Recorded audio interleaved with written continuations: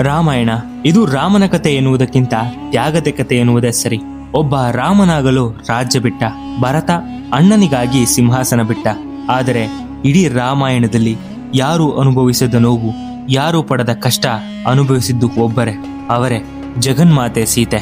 ಭೂಮಿಯ ಮಗಳಾಗಿ ಜನಿಸಿ ರಾಜಕುಮಾರಿಯಾಗಿ ಬೆಳೆದು ವನವಾಸದಲ್ಲಿ ಕಷ್ಟಪಟ್ಟು ರಾವಣನ ಸೆರೆಮನೆಯಲ್ಲಿ ನರಕ ಅನುಭವಿಸಿ ಕೊನೆಗೆ ಯುದ್ಧದ ನಂತರ ಅಗ್ನಿ ಪರೀಕ್ಷೆ ಕೂಡ ಗೆದ್ದು ಬಂದ ಸೀತೆಗೆ ಸಿಕ್ಕಿದ್ದಾದ್ರೂ ಏನು? ಸುಖವ, ಶಾಂತಿಯ, ನೆಮ್ಮದಿಯ? ಇದಾವುದೂ ಅಲ್ಲ. ಬದಲಿಗೆ ಮತ್ತದೇ ಕಾಡು, ಮತ್ತದೇ ಒಂಟಿತನ ಮತ್ತು ಯಾರು ಊಹಿಸದಂತಹ ಭಯಾನಕ ಅಂತ್ಯ. ರಾಮ ಸೀತೆಯನ್ನ ಕಾಡಿಗೆ ಕಳಿಸಿದ್ದು ಯಾಕೆ? ಲವಾಕುಶರು ಹುಟ್ಟಿದ್ದು ಹೇಗೆ? ಕೊನೆಗೆ ಸೀತೆಯ ಅಂತ್ಯ ಹೇಗಾಯ್ತು? ಈ ಎಲ್ಲಾ ವಿಚಾರವನ್ನ ಇವತ್ತಿನ ವಿಡಿಯೋದಲ್ಲಿ ತಿಳ್ಕೊತಾ ಇದೀವಿ. ವಿಡಿಯೋ ತುಂಬಾ ಇಂಟ್ರೆಸ್ಟಿಂಗ್ ಆಗಿರುತ್ತೆ, ಕೊನೆಯವರೆಗೂ ನೋಡಿ. ರಾಮ ಸೀತೆ ಅಯೋಧ್ಯೆಗೆ ಬಂದು ಪಟ್ಟಾಭಿಷೇಕವಾಗಿತ್ತು. ರಾಮರಾಜ್ಯ ಶುರುವಾಗಿತ್ತು. ಆದರೆ ವಿಧಿಯಾಟ ಬೇರೆಯೇ ಇತ್ತು. ಒಂದು ದಿನ ರಾಮ ತನ್ನ ಗೂಢಾಚಾರನಾದ ಭದ್ರನನ್ನ ಕರೆದು, ನನ್ನ ಬಗ್ಗೆ ಮತ್ತು ಸೀತೆಯ ಬಗ್ಗೆ ರಾಜ್ಯದ ಜನರು ಏನ್ ಮಾತಾಡ್ಕೊಳ್ತಿದ್ದಾರೆ ಅಂತ ಕೇಳ್ತಾನೆ. ಇದಕ್ಕೆ ಭದ್ರ ಅಳುಕುತ್ತಾ, ಪ್ರಭು, ಜನ ನಿಮ್ಮ ಆಳ್ವಿಕೆಯ ಬಗ್ಗೆ ಹೊಗಳುತ್ತಿದ್ದಾರೆ. ಆದರೆ ಪ್ರಭು, ಒಬ್ಬ ಆತ ತನ್ನ ಹೆಂಡತಿಯ ಜೊತೆ ಜಗಳ ಆಡುವಾಗ ಬೇರೊಬ್ಬರ ಮನೆಯಲ್ಲಿದ್ದ ಹೆಂಡತಿಯನ್ನ ಕರೆದುಕೊಳ್ಳಲು ನಾನೇನು ರಾಮ ಅಂದುಕೊಂಡಿದ್ದೀಯಾ ಎಂದು ಹೀಯಾಳಿಸಿ ಮಾತಾಡುತ್ತಿದ್ದ. ಸೀತೆಯ ಪವಿತ್ರತೆಯ ಬಗ್ಗೆ ಜನ ಗುಸುಗುಸು ಮಾತಾಡ್ತಿದ್ದಾರೆ ಎಂದು ರಾಮನಿಗೆ ಭದ್ರ ತಿಳಿಸ್ತಾನೆ. ಈ ಮಾತು ರಾಮನ ಎದೆಗೆ ಬಾಣದಂತೆ ನಾಟುತ್ತೆ. ತಾನು ನಂಬಿದ ಪ್ರಜೆಗಳೇ ಸೀತೆಯನ್ನ ಅನುಮಾನಿಸುತ್ತಿದ್ದಾರೆ ಎಂಬುದು ರಾಮನಿಗೆ ತಡೆಯಲಾಗದಷ್ಟು ನೋವನ್ನ ಕೊಡುತ್ತೆ. ರಾಮನಿಗೆ 2 ದಾರಿ ಇತ್ತು. ಒಂದು, ಗಂಡನಾಗಿ ಸೀತೆಯನ್ನ ಕಾಪಾಡೋದು, ತನ್ನ ಪತಿಧರ್ಮವನ್ನ ಪಾಲನೆ ಮಾಡೋದು. ಎರಡನೆಯದು, ರಾಜನಾಗಿ ಪ್ರಜೆಗಳ ಹಿತಾಸಕ್ತಿಯನ್ನ ನೋಡುವುದು, ಪ್ರಜೆಗಳ ಮಾತಿಗೆ ಬೆಲೆ ಕೊಡುವುದು, ರಾಜಧರ್ಮವನ್ನ ಪಾಲನೆ ಮಾಡುವುದು. ರಾಮ ತನ್ನ ವೈಯಕ್ತಿಕ ಸುಖವನ್ನ ತ್ಯಜಿಸಿ ರಾಜಧರ್ಮವನ್ನ ಆರಿಸಿಕೊಳ್ತಾನೆ. ಗರ್ಭಿಣಿಯಾಗಿದ್ದ ಸೀತೆಯನ್ನ ಕಾಡಿನಲ್ಲಿ ಬಿಟ್ಟು ಬರಲು ಲಕ್ಷ್ಮಣನಿಗೆ ಆಜ್ಞೆ ಮಾಡ್ತಾನೆ. ಇದು ರಾಮಾಯಣದ ಅತ್ಯಂತ ಕಠೋರ ನಿರ್ಧಾರ ಅಂತ ಹೇಳಿದ್ರೆ ಭವಿಷ್ಯ ತಪ್ಪಾಗ್ಲಿಕ್ಕಿಲ್ಲ. ಇತ್ತ ಲಕ್ಷ್ಮಣ ಅಳುತ್ತಲೇ ಸೀತಾಮಾತೆಯನ್ನ ತಮಸಾ ನದಿಯ ತೀರದಲ್ಲಿರುವಂತ ಕಾಡಿಗೆ ಬಿಟ್ಟು ಹೋಗ್ತಾನೆ.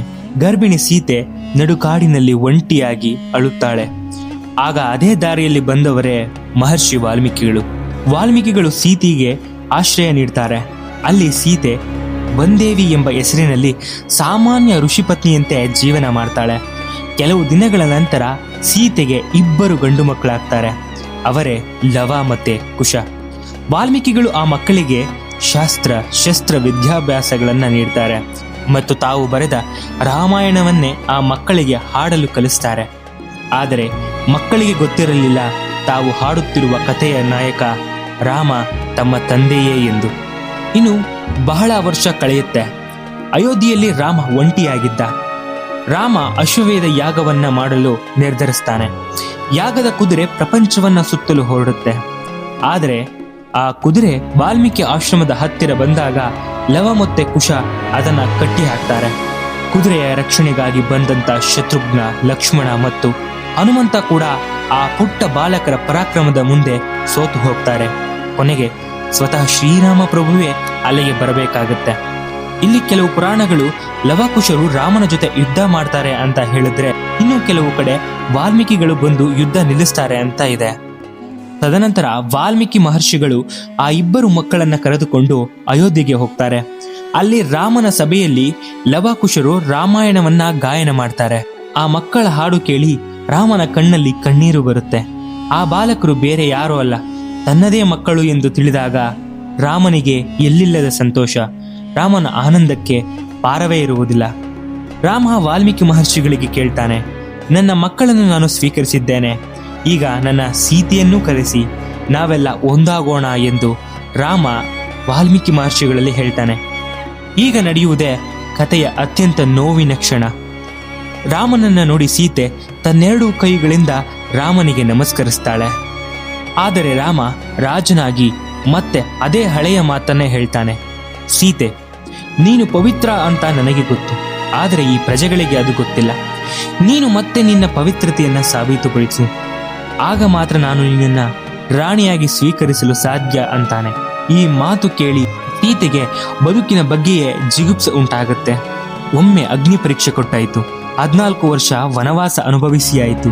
ಗರ್ಭಿಣಿಯಾಗಿದ್ದಾಗ ಕಾಡಿನಲ್ಲೇ ಕಷ್ಟಪಟ್ಟಾಯಿತು. ಇಷ್ಟೆಲ್ಲ ಆದ ಮೇಲೂ ತನ್ನ ಗಂಡ ತನ್ನನ್ನು ನಂಬದೆ ಮತ್ತೆ ಪರೀಕ್ಷೆ ಮಾಡಲು ಕೇಳ್ತಿದ್ದಾನಲ್ಲ ಎಂಬ ನೋವು ಅವಳನ್ನ ಆವರಿಸಿತ್ತು. ಸೀತೆ ಈ ಬಾರಿ ರಾಮನ ಕಡೆ ನೋಡಲೇ ಇಲ್ಲ, ಅಗ್ನಿಯ ಕಡೆಗೂ ನೋಡಲಿಲ್ಲ. ಅವಳು ನೋಡಿದ್ದು ತನ್ನ ತಾಯಿಯಾದ ಭೂಮಿಯ ಕಡೆಗೆ. ಸೀತೆ ಭೂಮಿಯ ಮುಂದೆ ಕೈ ಜೋಡಿಸಿ ಒಂದು ಪ್ರತಿಜ್ಞೆ ಮಾಡ್ತಾಳೆ.